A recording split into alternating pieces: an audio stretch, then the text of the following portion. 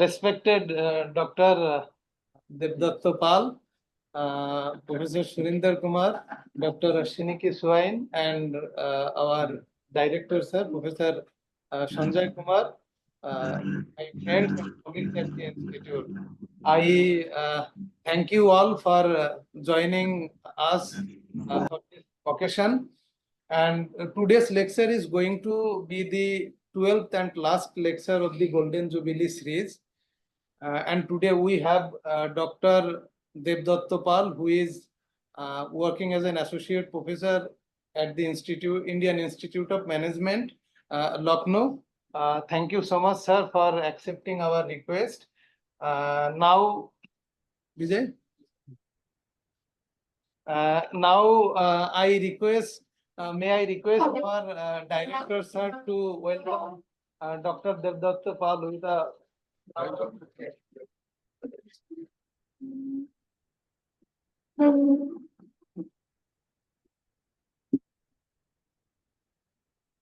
Now, may I again request our director, sir, to formally welcome the audience and the speaker of the day.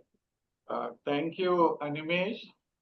So, on behalf of the GIDS Institute of Development Studies, I welcome our own and the former director of the institute, who is the chair of the session also, Professor Surendra Kumar. Sir, on behalf of the institute, I welcome you. Thank you. I welcome the discussant of the session today, Dr. Ashwini Kumar Swain. Sir, I welcome you. Thank you. And our own speaker, and why I'm saying our own speaker, because I am Lucknow, who owe something to us, because they used our campus for certain number of days and our library for certain number of years. So therefore, whenever in fact a person is there from I am Lucknow, I feel as if a person from our own institute is there with us. So on behalf of the GIDS Institute of Development Studies, I welcome you, Dr. Devdatta, and hope that in future also you are going to assist us, you are going to give your knowledge frame, and we will be there in interaction with you. All the faculty members, all the senior members, Professor Rao, Professor Prashant, Professor Senapati, Dr. Rathore, and others as well. I welcome you all. And those who are joining us online, I welcome you on behalf of the Institute.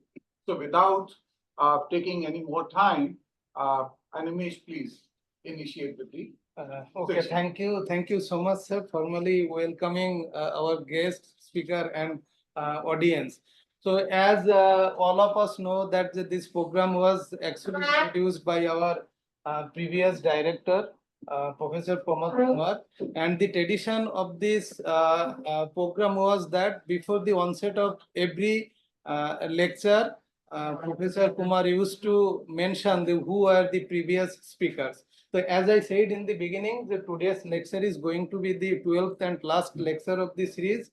Till now, we had in our institute Professor Shaibal Kar, Center for Studies in Social Sciences, Kolkata. He was the first speaker of the program, followed by Professor Shima Batla, Center for the Study of Regional Development, JNU, New Delhi. Professor K.J. Joseph, Director, Gulati Institute of Finance and Taxation, Trivandrum. Professor Arup Mitra, IEG and South Asian University, New Delhi. Dr. Arjunan Subramanian, he is working with the University of Glasgow. Dr. Satish Chandra Mishra, he is a senior fellow, Habib Center, Indonesia. Professor Achin Chakraborty, former director of the Institute of Development Studies, Kolkata. Professor Manish, Center for International Politics, Central University of Gujarat. Professor Shangomitra Acharya, JNU. Professor Maitreyi Chaudhary, again JNU. Dr. G.K. Goswami, IPS officer, Additional Director General, Government of UP. And today we have Dr. Devdatta Pal. So before I hand over this session to our Honorable Chairman Sir of the day, I would like to introduce the speaker, Chairman Sir, and the discussion of the day. So let me begin with Dr. Devdatta Pal.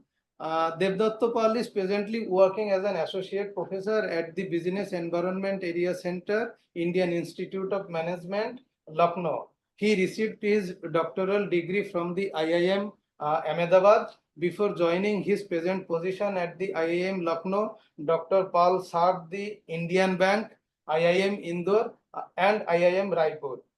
He primarily conducts empirical research in energy economics, agricultural economics, and choice modeling. Many of his research articles have been published in very highly ranked journals such as Energy Economics, World Development, Economic Modeling, Empirical Economics, Journal of Policy Modeling, Transportation Research Part A, Physica, a Journal of Choice Modeling, and Economic and Political Weekly. So this is all very brief about Dr. Devdatta Pal, and I am sure he has many more other things to mention. And now I would like to introduce Professor Surinder Kumar. Dr. Surinder Kumar is currently Malcolm Adisheshaiah Chair Professor at the Institute of Social Sciences, New Delhi. He received his doctoral degree in economics from the Jawaharlal Nehru University, New Delhi. Professor Kumar was a postdoctoral Ford Foundation visiting scholar at both the New Jersey State University and the University of California, Berkeley, USA. Professor Kumar has an illustrious academic career. He is a former senior professor at the Center for Research in Rural and Industrial Development, Chandigarh, and a former director of our institute. He was actually our director and served this institute between 2013 and 18. He was the RBI chair professor at the Center for Research in Rural and Industrial Development, Chandigarh. He was a professor and head of the Department of Economics at Maharishi Dayanand University, Rohtak, where he served for more than 36 years and served the university in various administrative capacities such as Dean, Faculty of Social Sciences, and Dean Academic Affairs.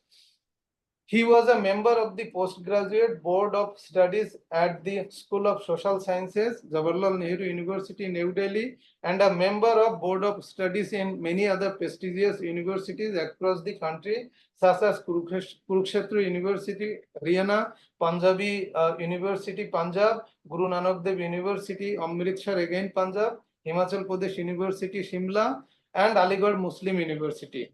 He has authored and co-authored 5 books and published more than 60 research papers in reputed national and international journals, including the Economic and Political Weekly. His research piece, published in the highly ranked journal Capital and Class, received a wide scholarly attention. Finally, let me introduce Dr. Ashwini K. Swain. Ashwini K. Swain. Why? Dr. Ashwini K. Swain is presently working as a fellow at the Sustainable Futures Collaborative, New Delhi, where he works on energy policy and governance and energy transition. He received his doctoral degree from the York University, England. His research interests include political economy of electricity, subnational preparedness for the energy transition, and transition from fossil dependency. He has also worked on public participation in service delivery and regulatory governance and has a keen interest in the political economy of India. Dr. Swain has been actively engaging with civil society organizations and public agencies at national and subnational level on these issues. He also teaches at Tata Institute of Social Sciences, Hyderabad, and at the NTPC School of Business. He has earlier worked at Center for Policy Research, CPR, which is known as famously CPR, Energy for Growth Hub, Center for Energy, Environment and Resources, GIDS Institute for Regulation and Competition, Agents, I don't know how to pronounce it, Agents Franchise de Development, University of York, University of Wisconsin, Madison, and National Institute of Public Finance and Policy. Now, sir, I would like our former director, Professor Surinder Kumar, to take over this session. Thank you so much, sir. Thank you, Anish, for nice words. Esteemed Professor Sanjay Kumar, Director of the Institute of Development Studies, Lucknow, Dr. Ashwini Swain, discussant of today's talk, Dr. Anish Roy, esteemed members of the Giri Institute of Development Studies faculty, and dear friends. It is a great honor to meet the faculty of Giri Institute of Development Studies, say after 5 years, and to chair this session, this seminar on does electrification reduce domestic violence? Evidence from India by Dr. Devdutt Paul, Associate Professor at IIM Lucknow. The relationship between electrification and industrialization in a country has been well documented since the Industrial Revolution in Great Britain. Electrification as a tool of industrialization of an economy has been well documented and well known since Soviet Union's development strategy in 1970. In India also, we adopted a planned economic development strategy with an emphasis on electrification for the industrialization of the country since our second five-year plan in 1956. The impact of rural electrification on the development of rural economy in India has been acknowledged and documented since late 70s. As claimed by Dr. Paul, the positive effect of reliable availability of electricity on household welfare has been well known. It is exciting to note that Dr. Paul has claimed that there is a positive evidence that electrification reduces domestic violence. It appears to be a novel finding and a formulation, and we look forward to listening to his arguments put across by him. I invite him to make his presentation. Dr. Paul.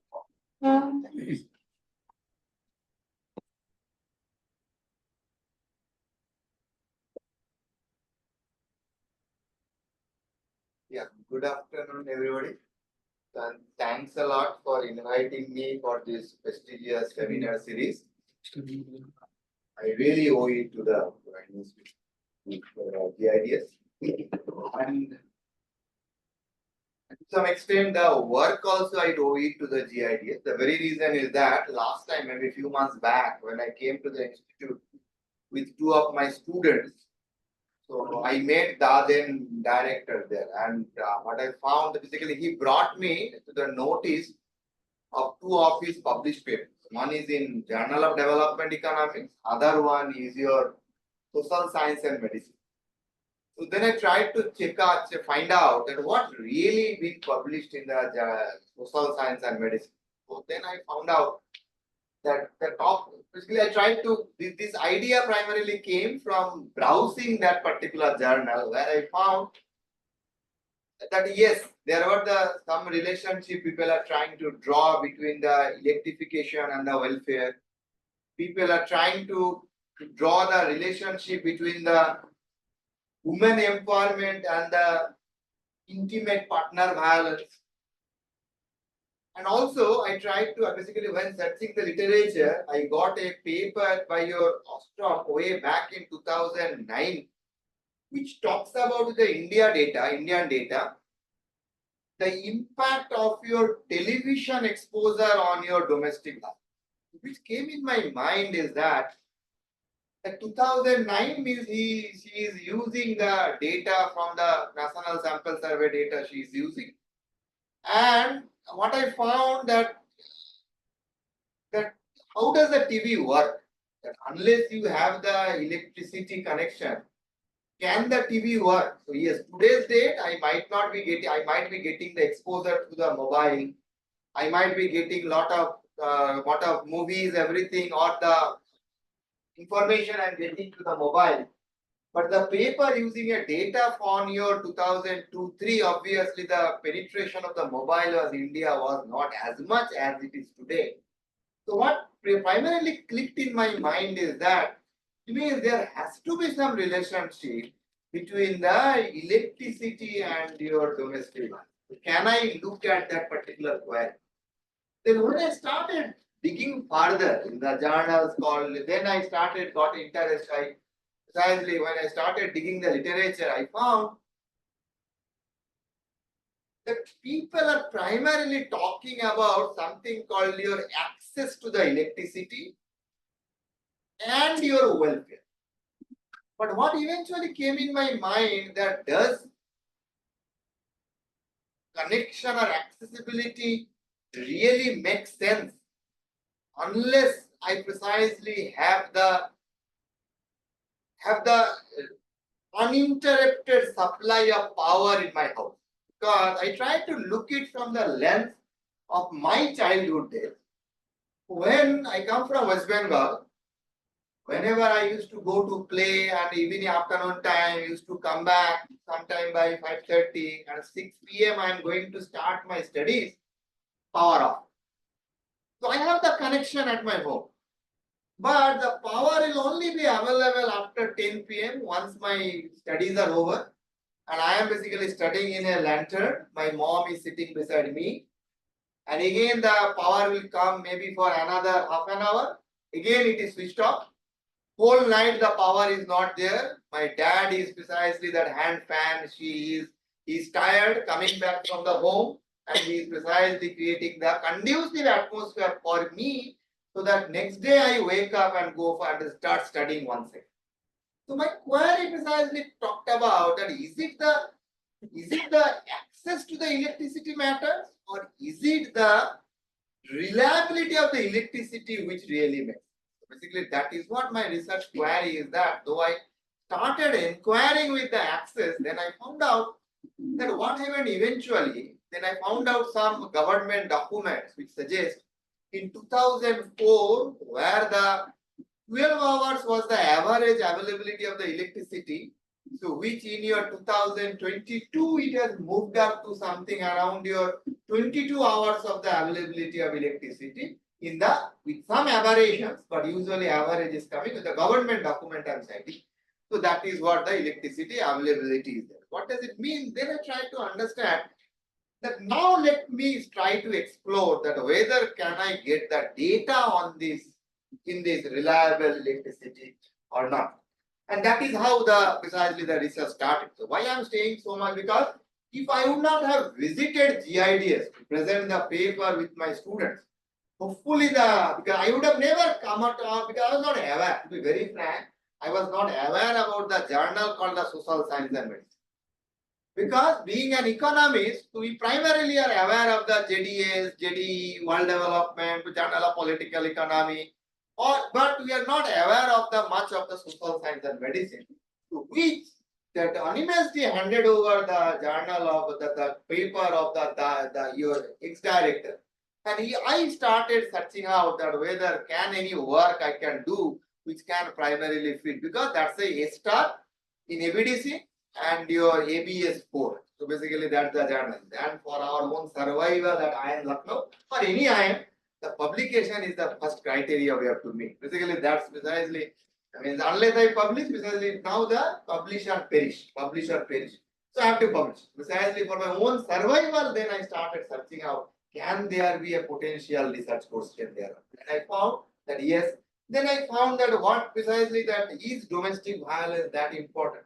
Yes, literature suggests that domestic violence is important because that's one of the primarily challenge even in your developmental goals. Precisely, they target for the safe and secure womanhood.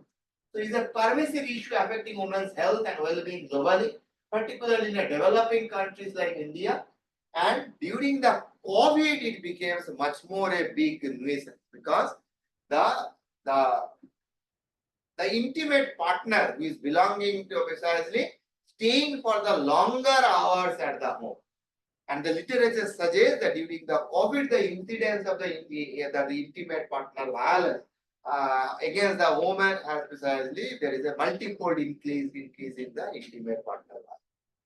So there is a legal framework is there, but the enforcement and the social norms often fail to prevent domestic violence because there are two things. Because many parts in the India, we accept that yes, precisely we are common, precisely we basically accept it as a norm that yes, it is common, it can happen. So what is the big deal in it?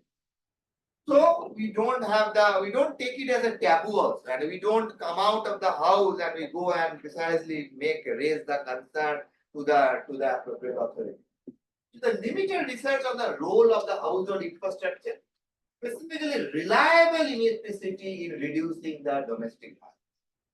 So there is a literature connecting between the access to the electricity and the women welfare or the women empowerment. There is a literature suggesting the link between the women empowerment and your domestic violence. But I didn't find much literature. There is a thing very quick, which will basically, there is a not talking about the reliability of the electricity and your gender. That is what I thought that does it really make sense reliable? Because this present for any policy maker is not the access, but it will the reliability of the electricity really matters. So if you look at either China or India or anywhere, the government is primarily trying to improve not only the basically the how stable the electricity connection is. That is what every government is trying. The potential impact of the what I'm trying to explore is the potential impact of the reliable electricity on reducing domestic violence. Now, why India? So there is a famous article by your Amartya Sen, published sometime in your 93, which talks about the missing women. So besides it suggests that 4.5 million women in India during that period went missing due to the ill treatment by the family members or maybe the intimate partner. So that is the reason that because why don't I explore that the country where I belong, where my citizen is, and what really happening in that particular thing. So the literature talks about the impact of the electrification on the household welfare, improves household welfare, including economic conditions, access to the information, that is. Then the women's empowerment, improving literacy, life expectancy, labor force participation. These all have the electrification. So there is an impact on the woman, has a severe physical and mental health consequences. And the economic stress might be linking with your basically the stressed family are precisely experiencing more of the domestic violence. Social norms, access to the electronic media appliances can shift gender roles and reduce the acceptance to the domestic violence.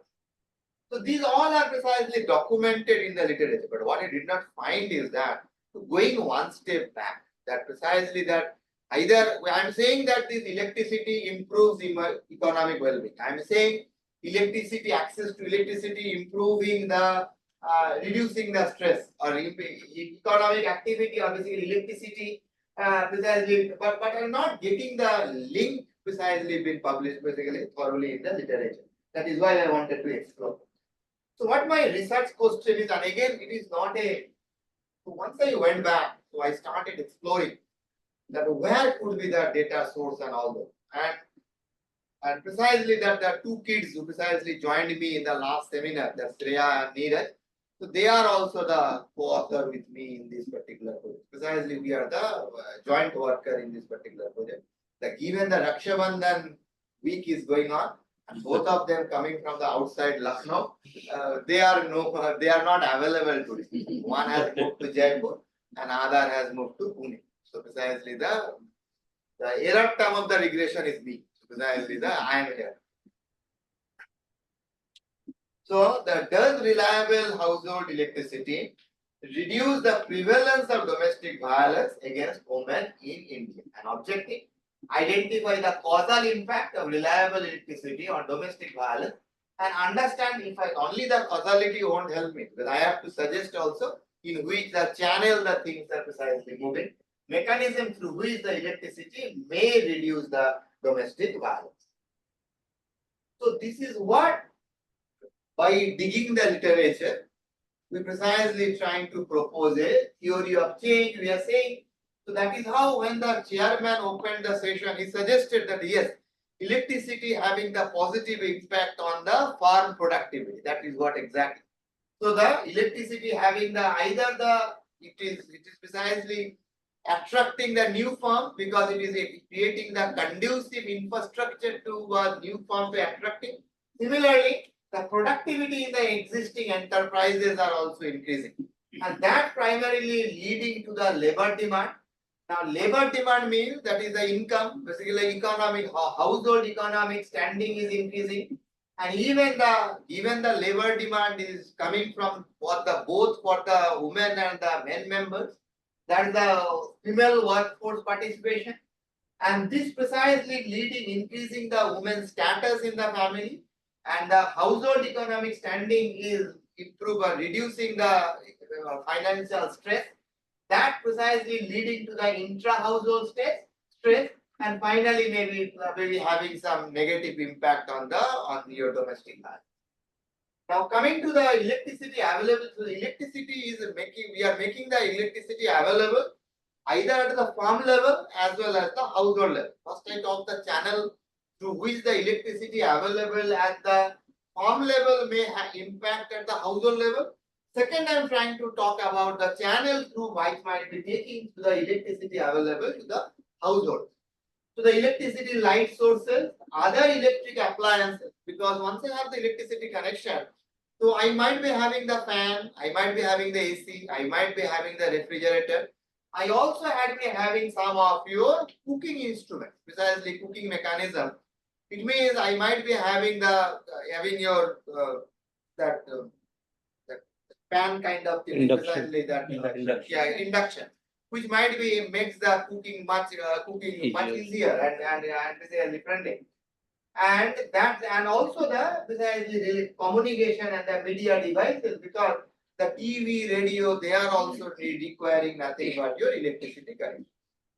So what is happening? Electricity light sources increasing the productivity and the available work hours, because given the electricity is there, then that is again released, because I am doing the things faster.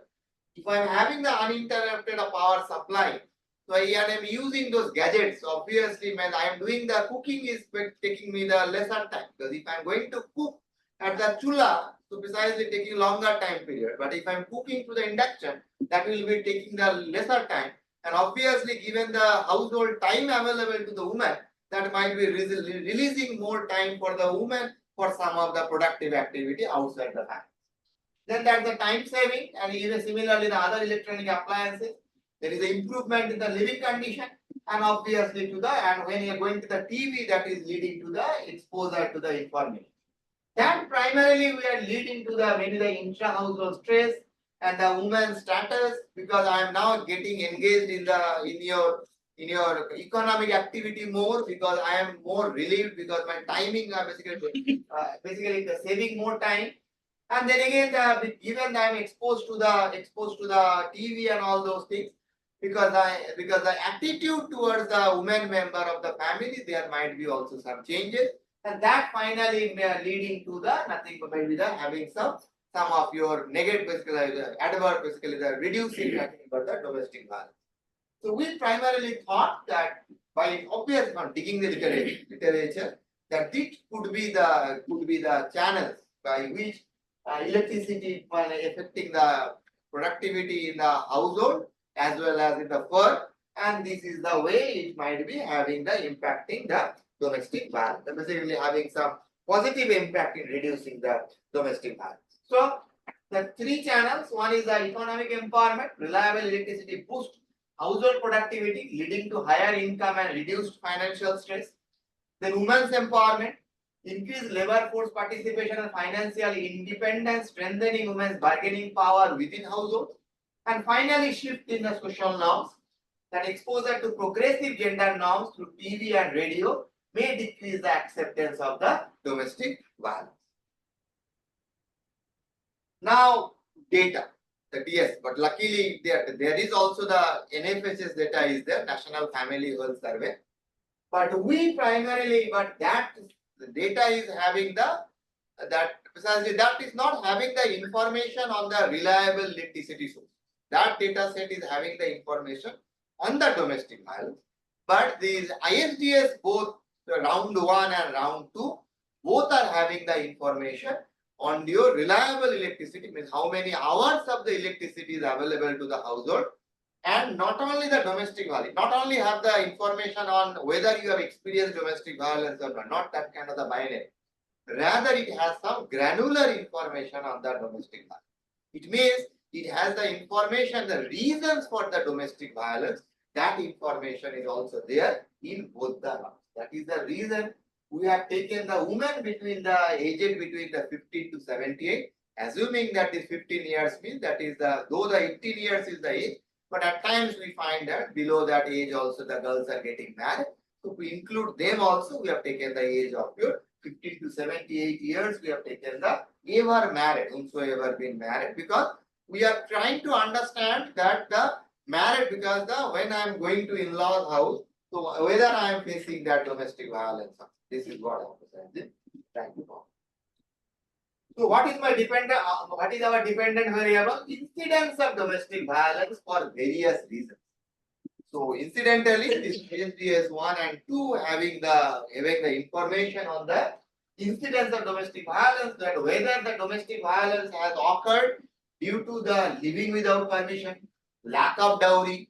So these all the 6 informations are there. Followed by that independent variable is the hours of electricity available to the household. I have the electricity connection, but I don't have the power. So obviously, I won't be able to make good use of that power. So what is more importantly, we are talking about hours of electricity available to the household. Finally, as we are going to run a regression framework, so we need to take some of the control variables, which also the demographic as well as the household variables are also available there in this particular data set. And little bit about the data set. It is a joint effort from the University of Maryland and your National Council of Applied Economic Research. And one of the most widely used data set for this social science studies in India. So this is what our model specification. It is a YIDT, basically E is nothing but my independent variable, is your household electricity. I is the ith woman of that particular of the household, and or the ith household. D is the district and T is the time, because we are using the panel data and we are also controlling for the district fixed effect also will be taken. And controls, you are taking the socio-economic and demographic factor, district as well as the year fixed effect. And X is nothing but the demographic variables. Now, this is what my baseline result is. I think it is very difficult to follow. So what I am finding, why I am using the data set? Because we are having your 6 variables. One is that beaten for living without permission, beaten for extramarital affair, beaten for lack of dowry, beaten for neglecting household duties, or not being respectful, cooking inadequacy. So all these are the 6 reasons which we are linking it with your domestic violence. Not only saying that whether you are exposed to the domestic violence, he's saying if it is the domestic violence, if you have experienced the domestic violence, is there any of the 6 reasons for which you can precisely link the domestic violence? And that they found that these are the 6 variables or the reasons on which the domestic violence can be attributed to. And you found that all the, even this is nothing but the OLS, ordinary least square, you find that yes, they are the negative and your significant. It means that a 1 hour increase in your in the independent variable in the hour of your the and precisely reducing the domestic violence by your 0.14%. It might be, but it is coming here and it is coming nothing but significant. But there are some challenges with this kind of analysis. What is the challenge? Primarily nothing but the endogeneity. And endogeneity arises due to the three reasons. One is primarily the simultaneity. Third is your reverse causality. So we are basically trying to address those challenges because these are not non-random assignments. So what we are planning to do, the best thing will be that if we can randomly assign the household to the connectivity and the non-connectivity, or precisely the household with the less than the median and the more than the median. But that is not ethical because there is some criticism in recent times that in the African sub-Saharan countries to conduct the RCT, so some of the respondents are being exposed to where they have not given the water and some are given the water. It went up for publication, we can go up to that extent. So we are not taking that. So, but yes, you can say statistically that is right. But yes, there is also the humanity also in us. So that is what we are doing. We are primarily addressing those challenges to an instrumental variable approach. Is one of the widest way of addressing this your endogeneity concerns. Where what is our IV? The IV is average hours of electricity in the state, excluding the respondent. So this is what precisely we are taking it as an IV. And for the IV to operate, we have to check two things. One is the relevance and other one is nothing but your exogenity. So why you are taking the relevance means the instrument is correlated with the household electricity hours, we find yes. And the instrument is also only through the impact on the electricity exogenity because the impact of the electricity is only happen through this IV only. Both the way we find there is basically we are able to get support for both the relevance as well as the exogenity. It means the IV is a good instrument. It basically qualifies to be a good instrument. Now comes the result of the IV. So this is what you find that again you find there is a significant and the impact is nothing but your negative. It means that with the increasing hours of the electricity in the household, the incidence of the violence is precisely coming down for all the reasons. Either you talk about the living without permission, extramarital affair, lack of dowry, neglecting household duties. For all the 6 reasons for which what this domestic violence could be attributed. So this precisely having basically adverse, basically bringing them down. But again, there is a concern here. Concern is that while we are using this IV, so there is again the econometric challenge being suggested that here my dependent variable is binary, while my independent variable is nothing but your endogenous continuous variable. So basically the critique being raised by several econometricians that what you are doing here, we are primarily taking the LPM, the limited probability of that is your linear probability model. They are suggesting that how good the linear probability model would be. So in recent times, there is an advancement in the econometric font also. There is something called your probit IV. It means that given the binary is precisely what we do, either the probit or logic, precisely it is combining the probit as well as the instrument variable also it is taking within the probit framework. And luckily the code is available in the state because we as an economist, we basically survive on 2 things, data and state. So precisely. Nowadays, Python and R. Python and So, R is that code is there. So the data having our information I am looking for, and the data is also having the code which is precisely been concerned with. That is what I could basically we could run it. So this is what the model specification. And then again with the same model, once we go further, we find that yes, still the result is holding good. Means yes, this kind of that is your reliable electricity, having basically reducing the domestic violence across all the regions. But yes, the degree might be vary. In some cases, it might be 1.4%. In some cases, the impact might be little lower. But yes, that is having some impact on the domestic violence. Basically, trying to address the challenges of the domestic violence. Now, what is our finding is that an additional hour of electricity reduces the likelihood of domestic violence by 1.4 to 2.5 percentage points.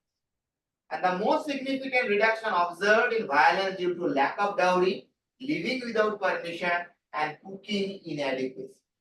So these three reasons we find the major change. And what are the mechanisms? These are the mechanisms. I'm not showing the result, but if there is a background, there is a result is obviously there.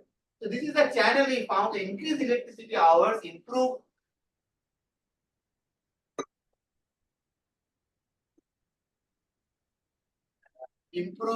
reduce financial stress.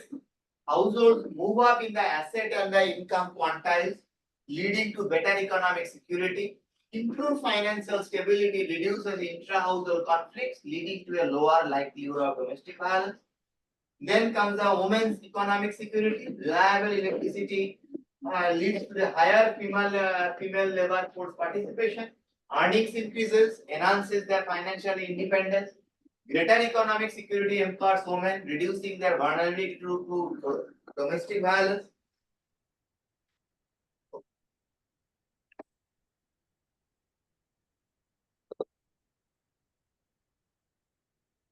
And also through the improving the health of the woman, or the woman's position in the household and society, bargaining power, physical mobility, women's confidence. To find out those channels, and these both Shreya and Neeraj had run something around your 7,500 regression. Yes. So to find out the physical, yes, it seems very obvious, but we have to give the result. So precisely, all variables which could be day in and day out, they precisely keep on running the regression.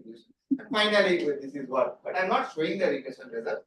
So the electric asset usage and the cooking convenience. So this is how precisely it is leading to. Then economic standing of the household.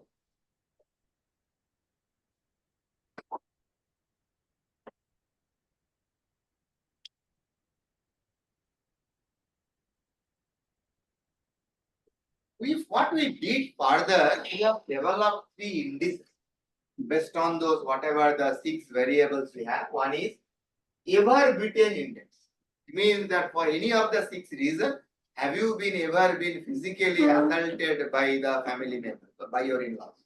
So that's a binary variable that takes the value 1 if the woman reported being beaten for any of the 6 reasons. The number of the yes response. Out of the 6, in how many occasions you have precisely gone for the yes? The count of the number of reasons for which the woman answered yes to experiencing violence. Then percentage of the yes response. Precisely means then yes, maybe out of 6, maybe 2 might be out of 6. Then it becomes nothing but 30%. Total number of questions answered about domestic. This provides a comprehensive measure of both the occurrence and the intensity of the domestic violence. So that is also we also wanted to measure. Now we found that yes, in precisely either the economic standing of the household or the impact.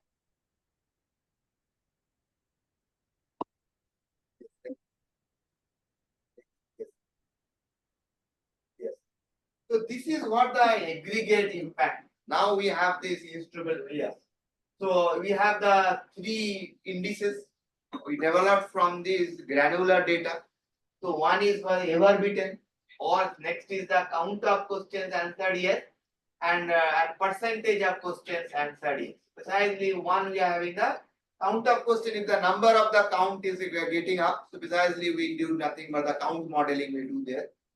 So and that precisely suggested that yes, in all the cases we are finding that there is a positive impact on the reduction of the domestic violence with the increasing hours of the day.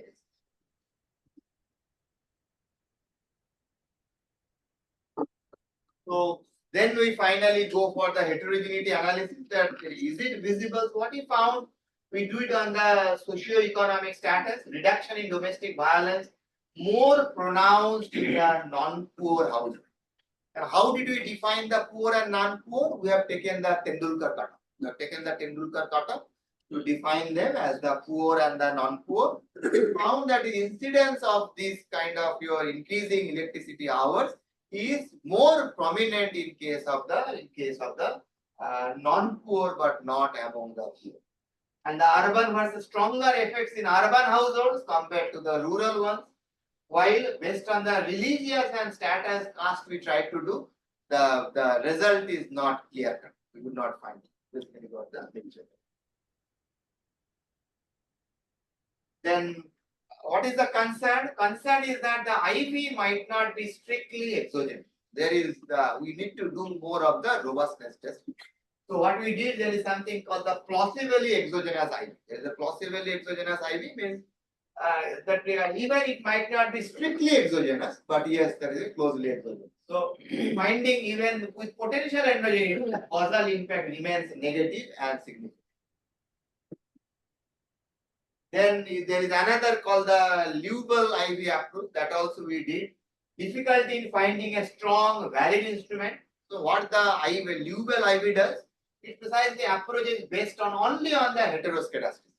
And that also consisted with the previous IV estimates, confirming the robustness of the finding. So finally, we also went for the propensity score matching. The propensity score matching means precisely we go with the observational data, we can replicate nothing but this kind of the design. So the matching methods are with higher versus lower electricity hours based on the observable characteristics. We have the independent observable variable based on that. So the violence is 2.19% likely, less likely in households with higher electricity hours. Conclusion, results corroborate the causal effect of electricity or reducing domestic violence. And what is the policy implication? Yes, not only the connection obviously, but more than connection. It is along with the connection, ensuring the reliability of the electricity can be an effective tool to reduce domestic violence. Then targeted subsidies, progressive pricing mechanisms, and targeted subsidies can improve electricity reliability for vulnerable households. Because I might be having because in my region the electricity is available, but am I able to afford it or not? So that might be the reason that even I might be having reliable electricity, but I might not be able to afford it. That is the reason might be getting the impact is coming in the poor, non-poor, but not showing the effect in the poor. Then broader social impact, electrification can contribute to the women's empowerment and the overall social development. And has a significant causal impact on reducing the domestic violence. Highlights the important infrastructure development in addressing social issues. And future research could explore the impact of electrification on other forms, because here we have only taken the physical value. But what is more critical is that precisely something called the emotional as well as sexual value. So that data is not covered in this data. So which can further can also be taken. Basically can be.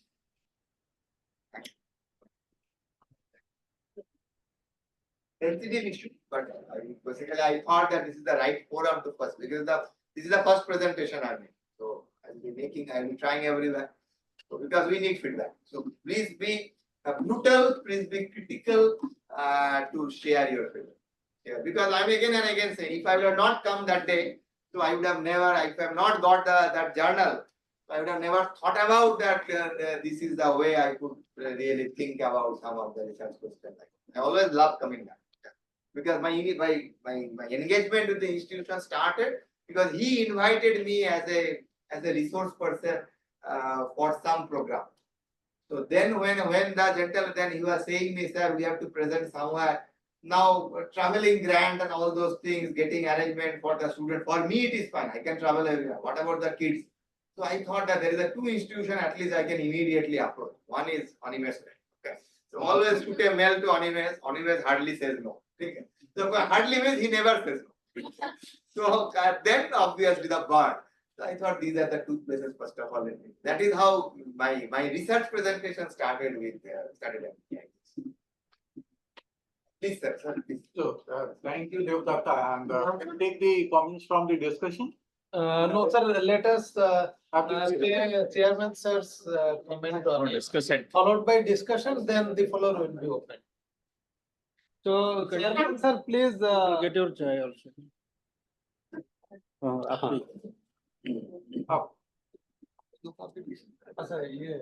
Thank you, Dr. Pal. I think first discussion it should make the observations and then probably in the end I can say something. Okay. Okay. Okay, thank you, Professor Kumar, and thank you, Professor Pal, for the nice presentation. First, I must say that this is a very relevant research question which you have picked up, and I must congratulate you for that. This is can you hear me? Yeah. Okay, good. So, as you rightly pointed out in the beginning of your presentation, there has been some work on how electricity access improves quality of life for women empowerment, status of women in society. There has been some work, but not enough work, particularly when we look at domestic violence or gender violence kind of issues, there's rarely any work. So you might have come across the work by Professor Amulya Reddy through 90s and early 2000s, who tried to establish the linkage between electricity access, quality electricity access, and how it leads to human well-being. And also Douglas Burns from World Bank did significant work. But those are not enough. I mean, there has been some work, but there hasn't been enough work the way it should happen. The reason it didn't carry forward because it was really hard to establish the causal relation between electricity access and the real outcomes in terms of human well-being and be it gender outcomes as well. So that's where it has been, and it never picked up the policy priority. But if we look at the history of electrification in different countries, I mean, I have little exposure, and Professor Kumar I know since almost 20 years now. When I started, I got chance to work with Professor Kumar in a project as part of a project which he was leading for India. And I also did some research on rural electrification in US in 1930s. So the stark difference is in America in 1930s, the electrification had clear goals, which included gender empowerment as part of it. If you look at the early campaigns around electrification, that talked about how electricity can change women's role within household, within the community. I mean, there were examples like electric cookers and washing machines, other household appliances, which could reduce the domestic work burden on women. And by doing that, it can allow them to do more productive and income generating activities in the society. But that part was quite missing in India's electrification story. Our story was, as the country got independent, we had barely 0.25% villages electrified. The target was to electrify villages first. Then by 80s, we got into household. And we're still struggling. And one thing I wanted to clarify, you talked about electricity access and having the connection, but having the electrons. So that is also evolving. The notion of electricity access is also changing. I mean, until 90s, early 2000s, not only the government official definition, but also we used to think electricity access means having a light bulb or electric meter in your household. Now we are talking about, then we started talking about hours of supply. Okay, we got a connection. So that's now called access to the grid. If you have a wire into your house, you have a meter and you have electrical appliances, that's called access to the grid. And real access now then got questioned around how many hours of electricity you have. Then we are at a third phase. We are talking about what is the voltage level. Is it fluctuating? Is it enough to do any productive activity? So let's say somebody using a sewing machine. So if there is a voltage, certain level of voltage fluctuation, that cannot work, that motor cannot work with. So that detail is evolving gradually. So until you presented the theory of change, I was pretty much convinced with that. And as you rightly said, the literature argues that this is how it should lead to. But I think the relation between gender violence and purely talking from the data perspective, and I must clarify that I'm not an economist. I'm a student of politics who is interested in the politics behind energy access, energy transition. So I won't comment on your regression or methods, but I'm trying to say the relation between domestic violence reduction and electricity access, that is not a direct relation. Yeah. And I doubt if it is not a direct relation, how can you prove that based on a regression? So I see somebody raised a question about how, and I'll comment further on that. But I saw someone raised a question in the chat that what is the attitude towards domestic violence or gender relations? I'll add to that. As electricity access improves. So we are talking about increase in electricity access or duration of electricity supply over a time period. And over that time period, the gender relations in society is also changing. Why would, I mean, I'm not denying that domestic violence has gone down. I'm not denying that electricity has access has gone down, but both of them could be because of different factors, not necessarily one leading to the other. And that evidence is very crucial. I'll be very happy if that relation is established, but that relation is not very clear. And I didn't get, I mean, of course, I haven't read the paper from the presentation. I didn't get enough evidence to show that that relation is there. And you also, in your result, you talked about improvement in economic standing of households or income generation. That has been the assumption that everybody has been arguing. Even I have said so in the writing. And people like multilateral agencies, USAID has been talking about that, World Bank has been talking about that, big researchers have been talking about that, but nobody has able to prove that with evidence. And that's because it takes a longer time and there are multiple other variables.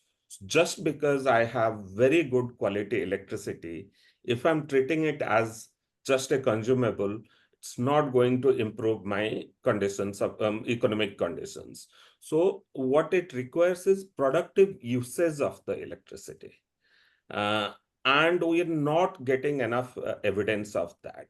And I mean, with hesitation, but that's where you need controlled trial kind of thing, experiment to see. And that has been done to some extent in African countries by Chicago School and others. And there also, the problem is, well, as long as there is intervention support for those experiments, they're leading to better outcome. Once that support is pulled out, they're not self-sustaining. That's what the literature is suggesting us. So, yeah, I mean, these are valid points, I mean, valid arguments. but they're not necessarily causally related to each other. So that's my concern. And then I mean, this was a I mean, more minor point in your presentation. You argued for targeted subsidies so that the low-income households can improve, can have access to electricity. That's also not necessarily true. So I'll give you one example. What happens?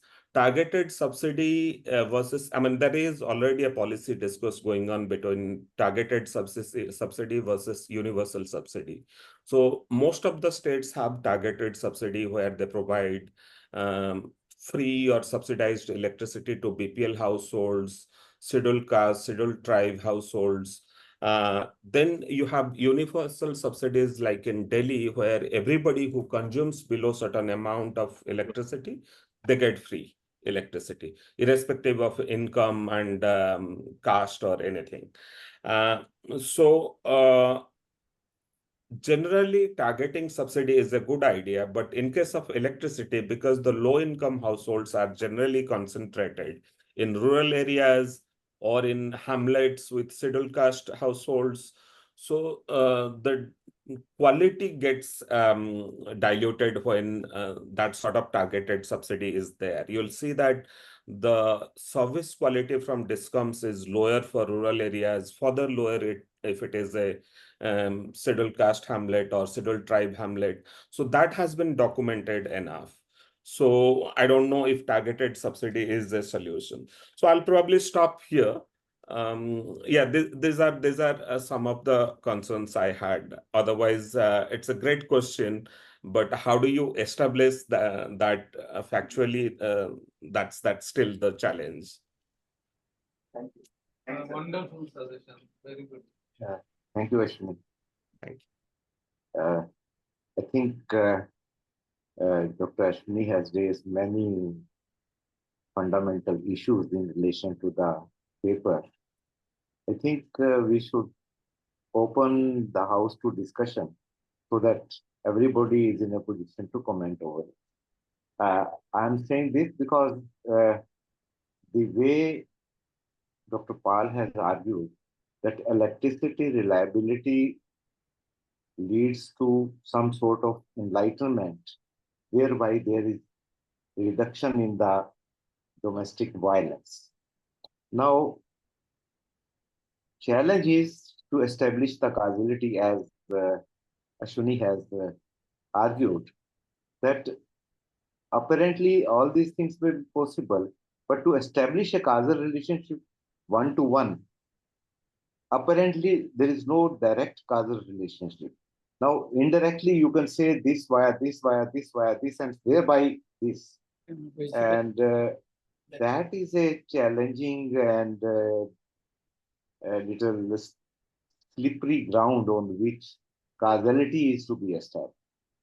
With these small remarks, let me open the discussion for all the participants to come across. Secondly, one thing more I would like to say, see, whenever we are establishing empirical relations, whether through this regression analysis, howsoever sophisticated tools we may be using, but if theory, received theory, or you propose a theoretical construct, which will lead to increase in the explanatory power of the socio-economic processes, to me, statistical analysis doesn't go beyond a point.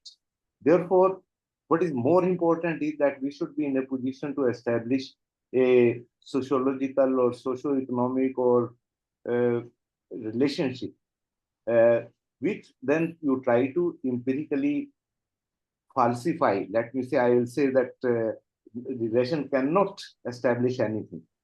It can only falsify. Because we can reject the null hypothesis. We cannot accept the null hypothesis because by default we say if we are not in a position to reject a particular hypothesis, then we say, well, by default we accept it. But we have to be very cautious while making these statements. Secondly, the sample size of more than 50,000. Okay, this is to talk in terms of small sample tests doesn't mean much because even the Z test, large sample test is equally powerful. But only thing is because the relationship, because all these theoretical statistical theories have been devised for small sample tests, and this t test or etc. These are for small samples. But the moment you have a sample of 50,000 plus, I personally feel that whether you go for large sample test or small sample test doesn't much make any difference, because by default you can resort to central limit theorem by whereby you can say that you can approximate every population by a normal population. Well, I'm not that keen about the statistical part of it.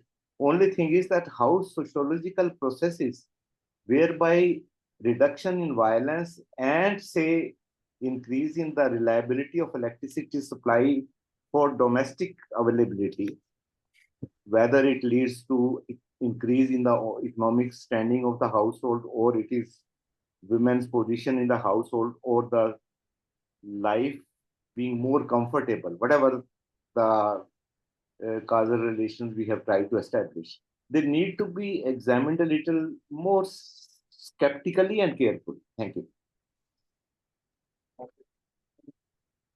So let us Okay. take question from online first, and then we can, sir. So let us take question from online first, and then Okay. we can go for the answer. Answer is This is Dr. Anish Ansari. Okay. If you permit, I can make two small submissions. May I go ahead? Yes, sir. Okay, thank you very much. One is that, as already pointed out by Dr. Ashwini and supported by Dr. Surinder Kumar also, that the direct cause between the reliable supply of electricity and domestic violence is not paid out by the study. I guess that the domestic violence is reduced when the economic and social opportunities are increased for the females. So to the extent that the supply of electricity increases the probability of engaging the girls more productively in terms of economic system, or increasing their educational and social awareness, to that degree supply of electricity can be a direct contribution to reduction of domestic violence. But there is no direct relationship as I can see. Try to imagine a controlled city where there is no electricity. In that city, domestic violence would not be dependent on anything except the economic and social power of the females. For example, there is a zamindari system and there is no market economy, not the industrial economy. In that society also, pre-industrial society also, to the extent that women have economic power, they have land or other economic assets, they'll be free of domestic violence, are less prone to domestic violence. But if they're not economically independent, that in all kinds of societies, whether pre-industrial or our kind of society, proneness to violence would increase against females. That is one small point. Second is that the supply or the reliable supply of electricity has not been very helpful in maintaining the labor force participation of females. It has come down in the last several years from 23% to 14%. So while supply of electricity may have improved, but the participation of females in the labor force has gone down drastically. So it also illustrates that merely supply or merely regular supply of electricity is not a direct cause for reduction in domestic violence. Thank you very much.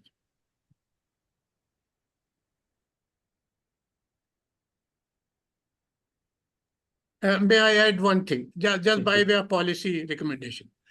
If my assumptions are true, that it is the economic and social empowerment of females which leads to less proneness of domestic violence against them. Then what the government and society needs to do is to create affirmative action for enabling the females to go ahead in their economic life and social fields.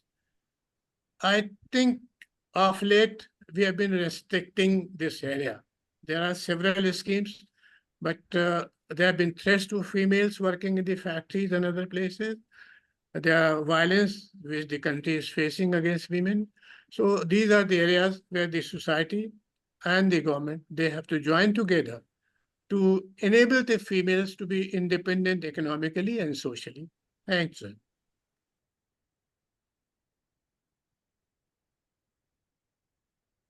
So is there anyone else from online who?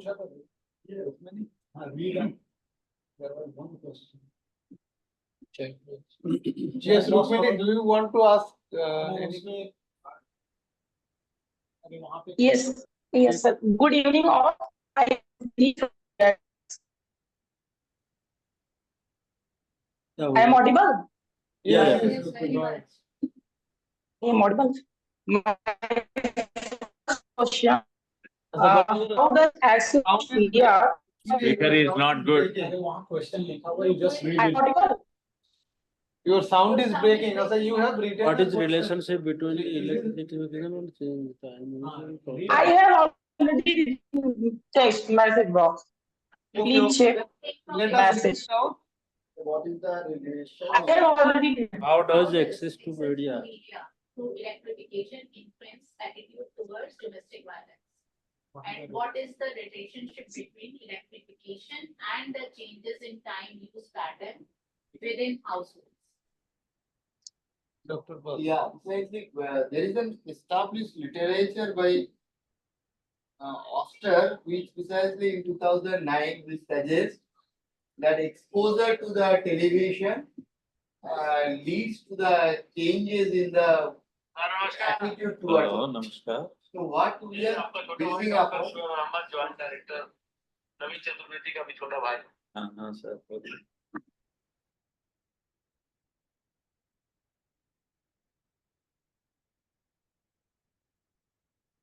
is building upon their argument that yes, that when can we run the television?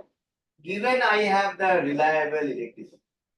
So I have gone one step further based on their understanding, and then I am trying to linking it with the whether the exposure to the television is increasing with the reliable electricity or not.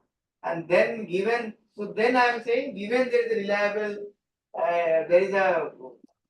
there is a reliable electricity having a positive impact on the exposure to the television. So that is likely to have the impact on the changes in the attitude of. Given that is already been Okay, proved in the economic activity. That is what I am saying. Okay, sir. Thank you, madam. Thank you, sir. Thank you, sir. So is there anyone else from online? Otherwise, we We will have- pass on. Huh? Okay, then Manju. Yes, yes, sure, sure. Okay, Please. right. Actually, mostly questions asked here, but I have 3 to 4, but I'm limiting myself. First question is how might reliable electricity influence gender dynamics and power relations within households? So that already the electricity having the impact on the gender diversity and power relationship. There is a literature by Esther Duflo in American Economic Review that establishes that with the increasing exposure to with the electricity, making those changes in the household level, because either through the multiple channels, it means that that the woman might be because there is that if the electricity is there, otherwise they are using your dirty fuel, and that dirty fuel means your coal-based energy sources, and that means that that is increasing their affecting their life, means their health status. And once you're having the electricity, you might be moving to your instrument, electricity based instrument. That is one way helping them to improving the health.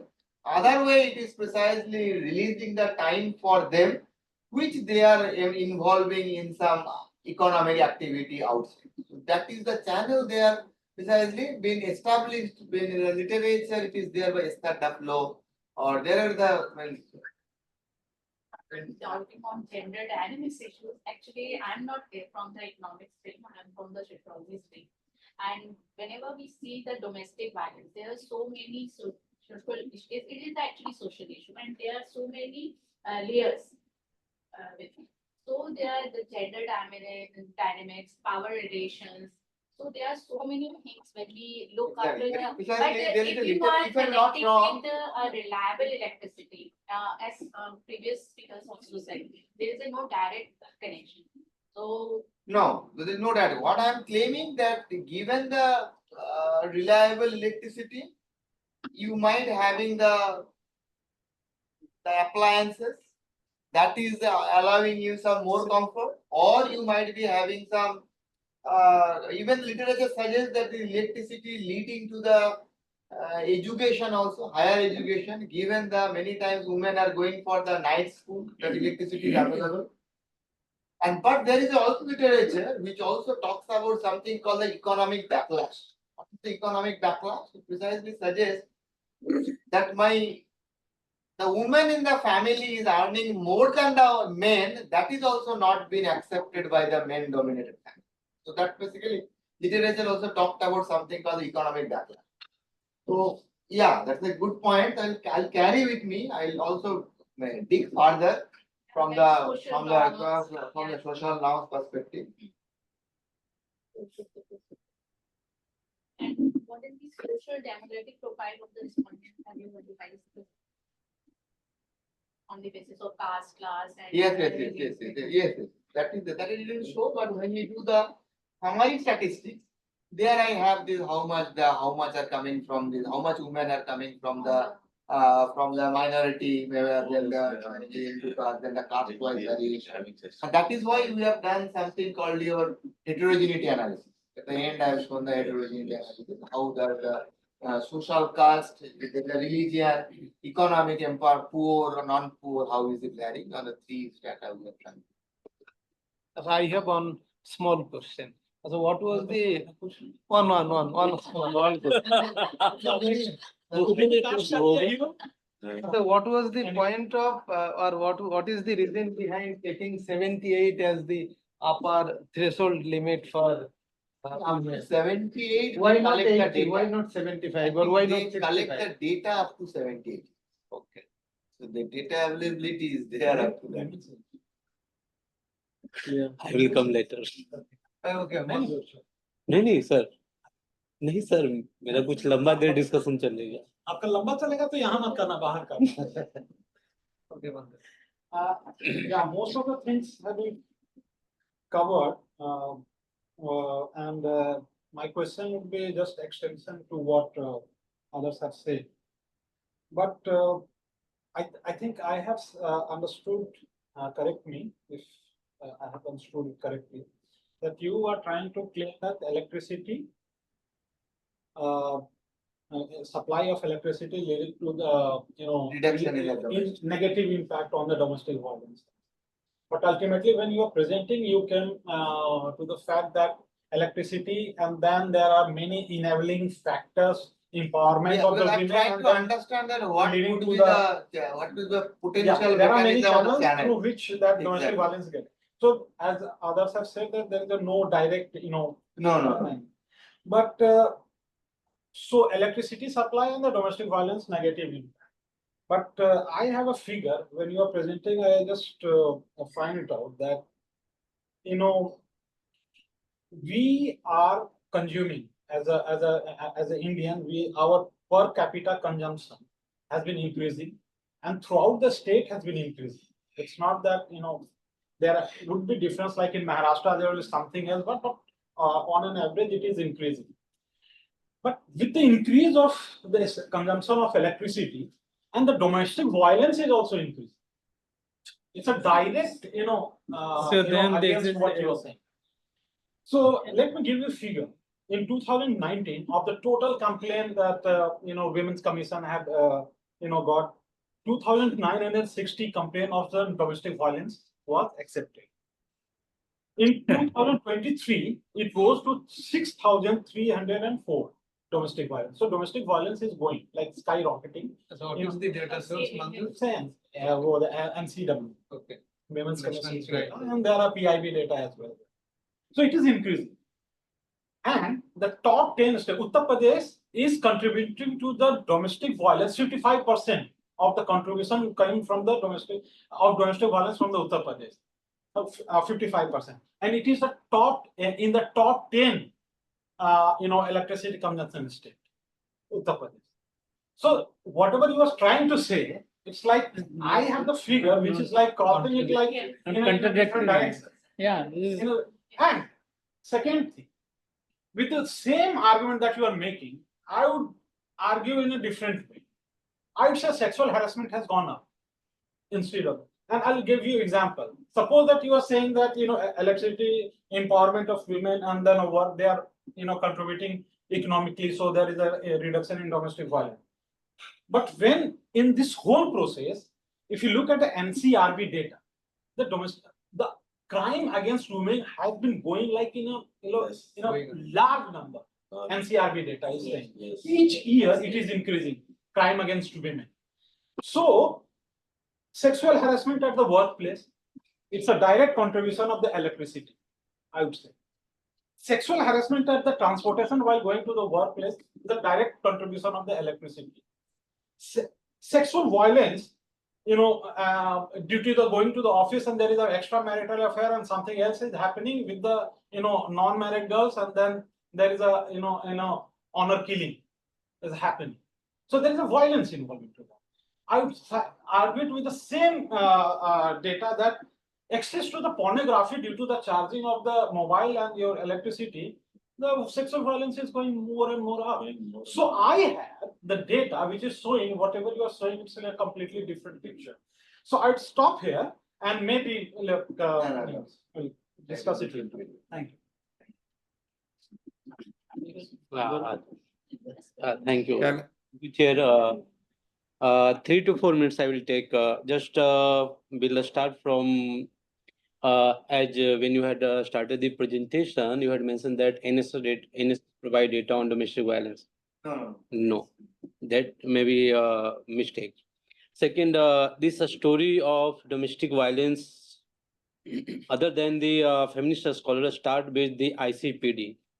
Before that, when the Amar Sen had written article about missing women. Okay.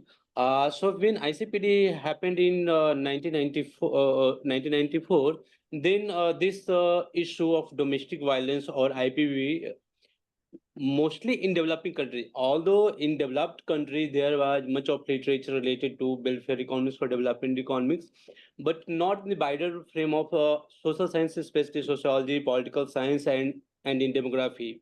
So the journal you are quoting about social science and medicine, most of the article from the demographer sides.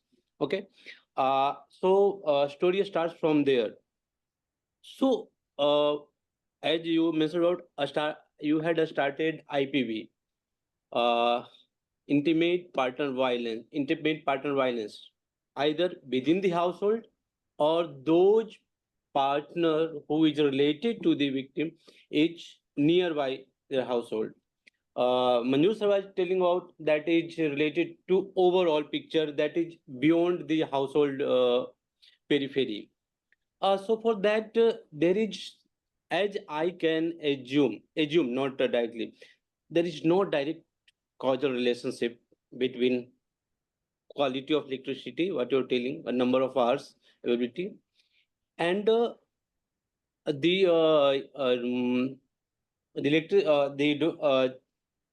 magnitude of domestic violence reduces. First point. Now I'm coming on the data. Before going on the another theoretical literature, IHDS data was actually the basis of IHDS data was a survey study on human development profile of India that was conducted in 92-93. Using that base in 2004-5, they started, and framework is sampling design and sampling framework was So sampling frame was almost same for IHDS. So although there is data available on for how many hours electricity is available in your locality or in your household, but I think it's not very appropriate. Second, as Sundar was telling, although sample size of more than 50,000 is appropriate, but you can also check it with NFS data. Although that is not the panel, but it's a longitudinal. From 92-93, when the electrification was much less, around 60% of household. So from 92-93 till now, 2021, you are having 5 rounds of data. And although there are another concern about that, you have chosen the region for the domestic violence, directly not about the domestic violence or IPV. So here, now coming on the methodology, when you are using instrumental variable or OLS, so if you will do a logic regression or you can go probe it in this step wise, because sir, there is no direct relationship between electrification and this. And for that, there is in London School of Economics, Naila Kabir. She has she has well written about this how intra-household power relation, resource, agency, and achievement. So from there, you can get some better theoretical framework. Yeah. So that will give you at least close to establish this causal relation, not exactly, but close to that.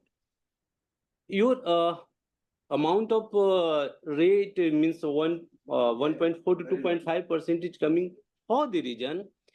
Although ISDS consider or collect data to up to 100 years of age, but due to some reason in the demographic literature, what I have observed or I have read about the domestic violence, women empowerment, or Naila Kabir article or Amar Sen, as the age increases, within you have taken ever married women.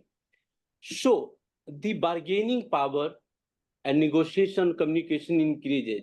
So that automatically domestic chance of domestic violence reduces. So if you even if you want to experiment this data, reduce age up to Not up to 70. not up to 70, at least maximum up to 35 to 40. And even you will break those 15 to 24 or 15 to 25, then 25 to 40, you will get some Even comparative. different picture, completely different. And when you will do a step wise, keep your electricity as an independent. But at first stage, okay, economic variable. Then second, as a social variable. Third, as a demographic variable. Just step wise. If you will do that, so we will change.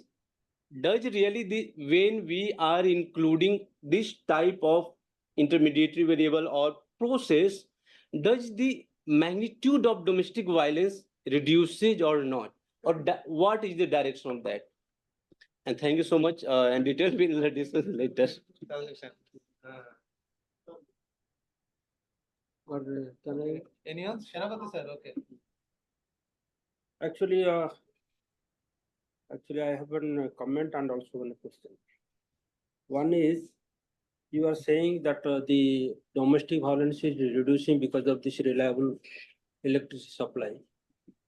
Because people are using electric appliances, so that's why it has correlation between the reduction of the domestic violence and the uses of these appliances.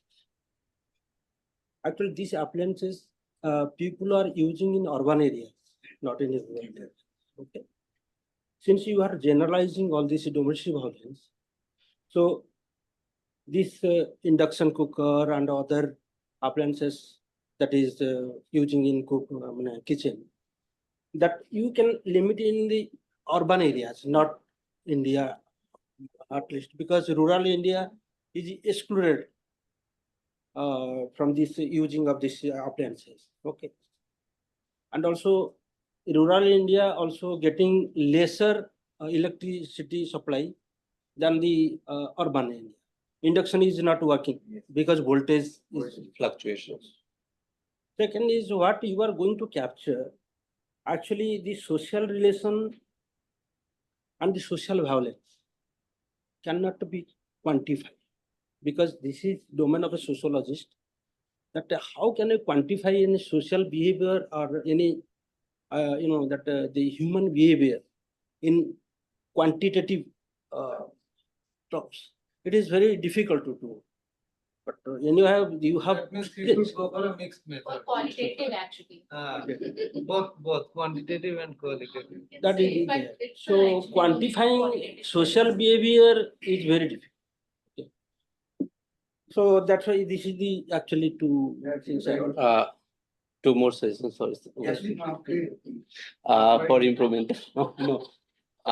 Actually, in IH data, even you want to do experiment more and more, as sir suggests about the urban areas, there is also village schedule. Though so that data is means for you will be having information on infrastructure related. So you can also control does this if this infrastructure is available for that district, does it reduces or change the availability of number of hours electricity impacted to the magnitude of domestic violence. So like that. Although it's a long exercise and robust, but if it can be established, that will be really wonderful one. But I think There that, can be many breaking of variables. case, in terms of cohort would be Yeah. the very good exercise to do. Okay, is there anyone who? Chairman sir, now you please put forward your comments or suggestion and.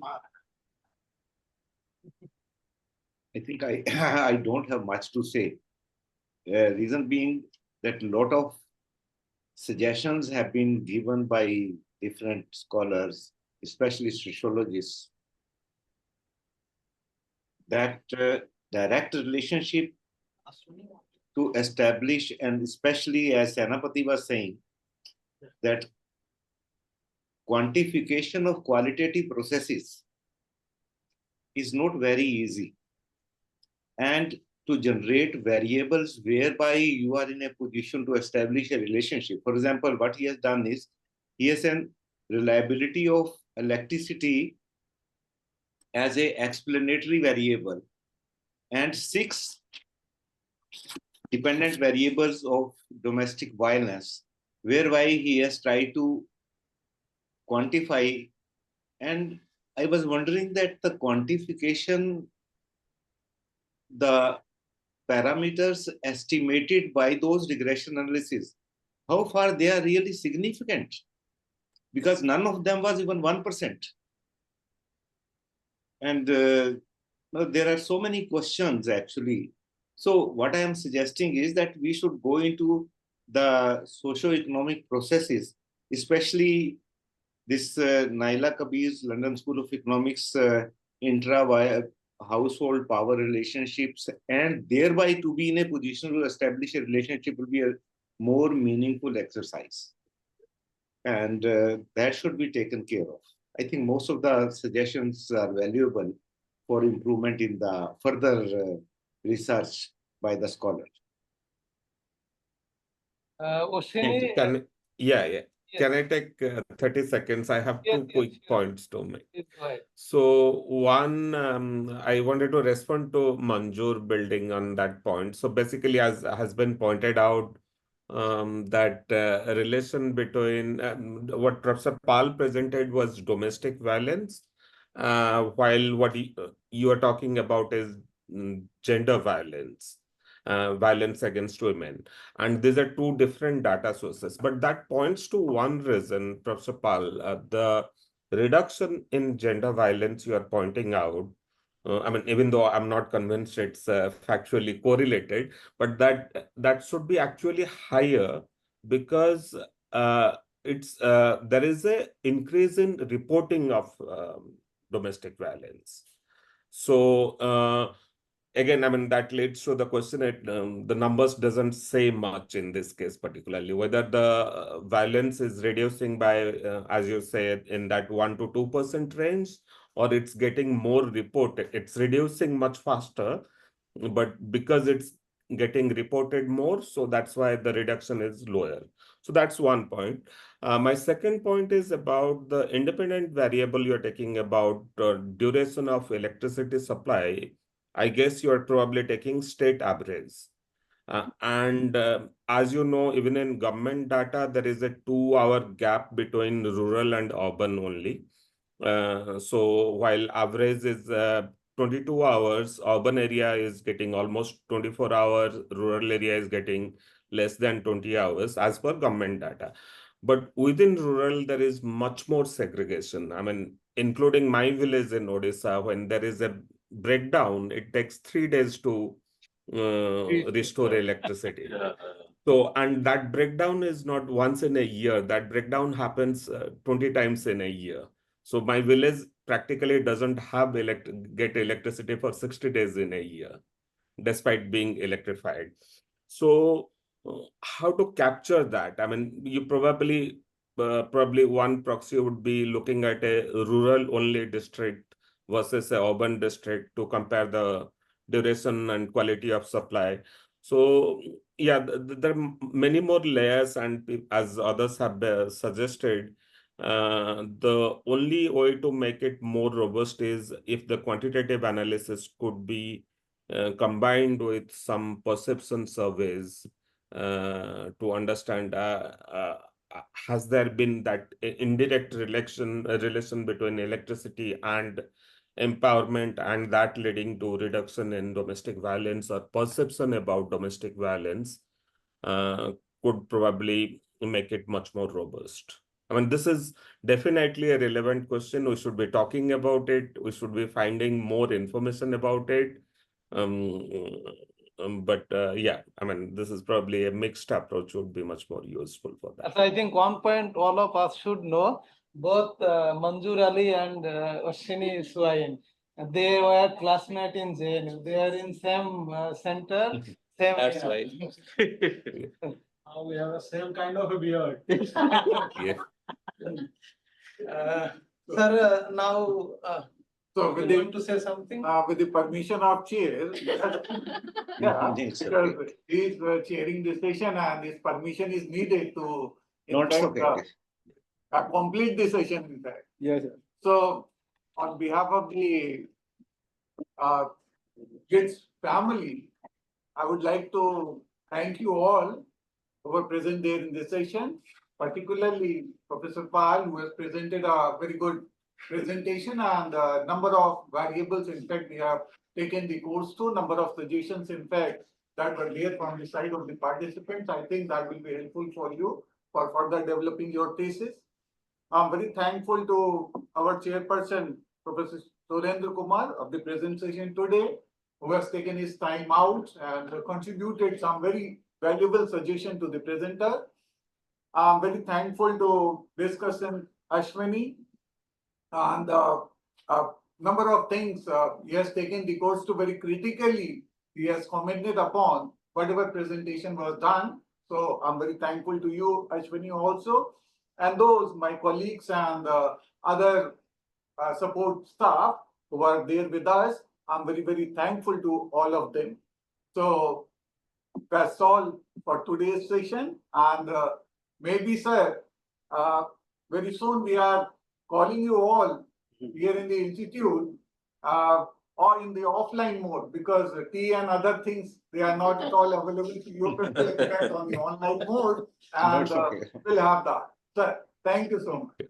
Thank you. Thank you. Sir, let me also thank Professor Pramod Kumar, because this idea of Golden Jubilee lecture series was introduced by him. Although I don't see him among the online audience, but we would like to sincerely thank him for introducing this program.